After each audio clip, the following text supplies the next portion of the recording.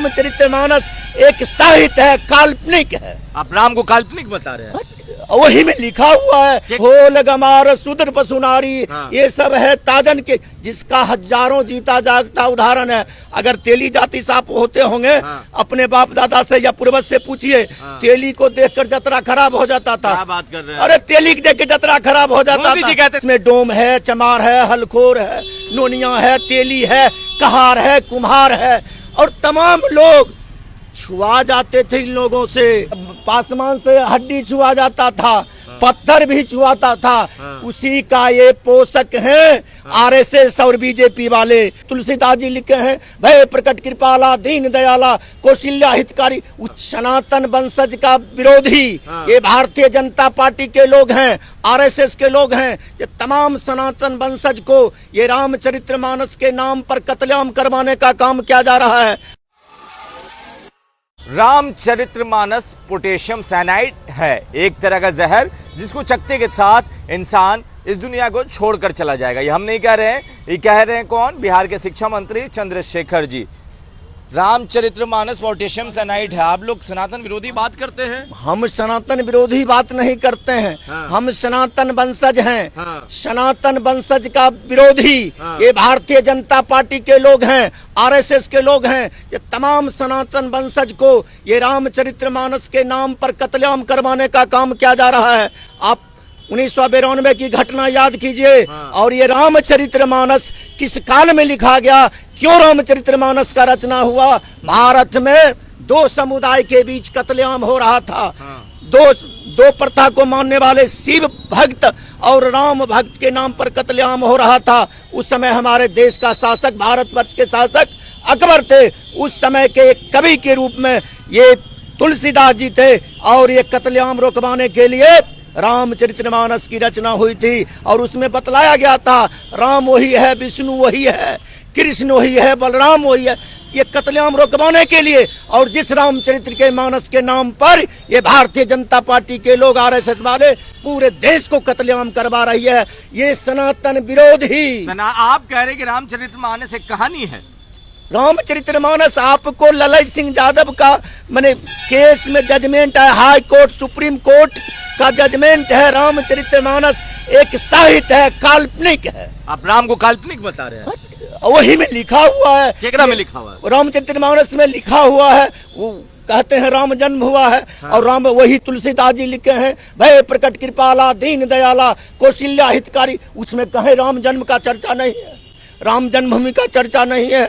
आप राम को आदि सुनिए, जो भी पैगंबर और ईश्वर सब अवतरित हुए हैं, जन्म कोई नहीं लिए हैं। अरे आप कह रहे हैं कि राम का जो चरित्र है आप काल्पनिक बता रहे हैं साहब। अरे ये तो स्पष्ट जजमेंट आया। आपको न्यायपालिका मानते हैं कि नहीं मानते? न्यायपालिका ललित सिंह यादव का आप देखिए जजमेंट जो आया है, ललित सिंह यादव के द्वारा 74 में वो जजमेंट में स्पष्ट है, रामचरितमानस एक काल्पनिक है।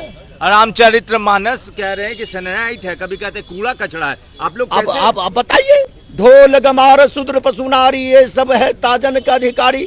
और इस देश में 85% शूद्र लोग हैं।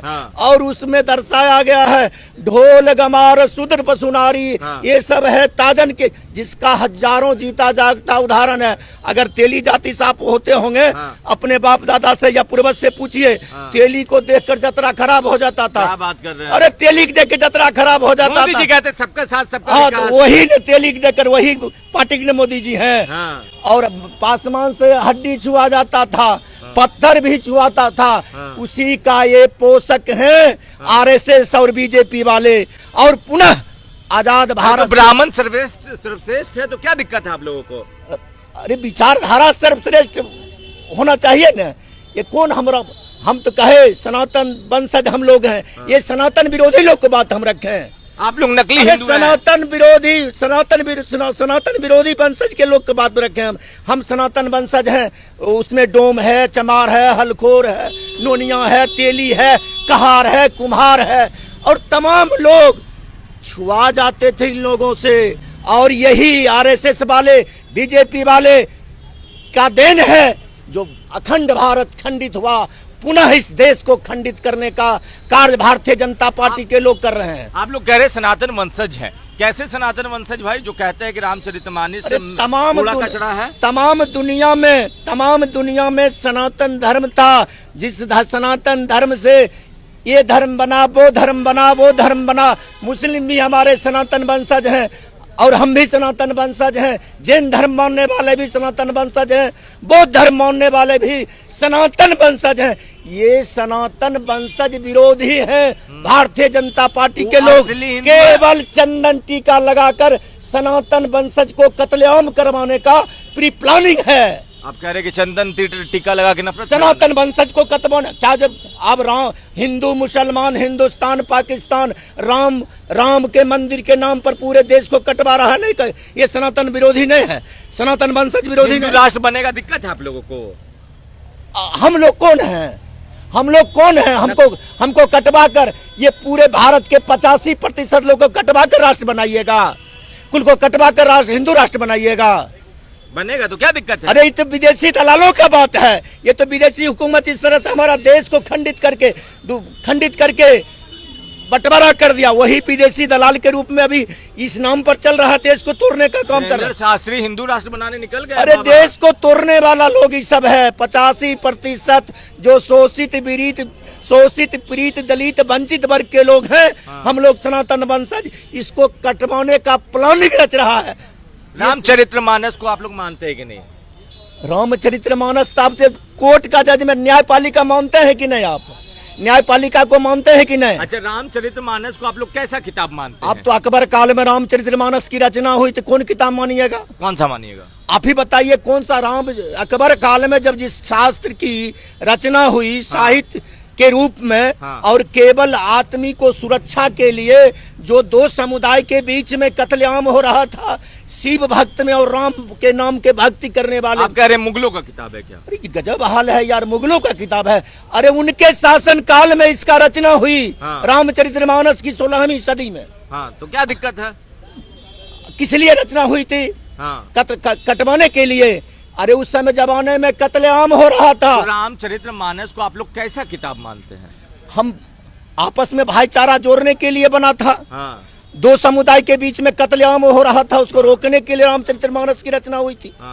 आज फिर क्या हुआ? इस राम के नाम पर कटवाते आ रहा है ये भारतीय जनता पार्टी वाले, ये सनातन वंशज विरोधी भारतीय जनता पार्टी वाले। सब क्या उम्मीद कर सकते हैं? इनके शासनकाल में, सुनिए, इनके शासनकाल में हिंदू मुसलमान और हिंदुस्तान पाकिस्तान के अलावे क्या क्या हुआ? बिहार में कोई फैक्ट्री खोल दिए, मध्य प्रदेश में कोई फैक्ट्री खोल दिए, उत्तर प्रदेश में कोई फैक्ट्री खोल दिए, उत्तराखंड में कोई खोल दिए, छत्तीसगढ़ में खोल दिए, बंगाल में खोल दिए, असम में खोल दिए। ये केवल कत्लेआम करवाने वाली सरकारें हैं। ये कहते हैं सबका साथ सबका विकास करवाते हैं, सबको सत्यानाश करवाते हैं। सबको सत्यानाश करवाने वाले आने वाले इतिहास साक्षी होगा। किसी शासन का नाम बतलाओ, सबको कत्लेआम करने वाले सरकार का नाम बतलाओ, भारतीय जनता पार्टी।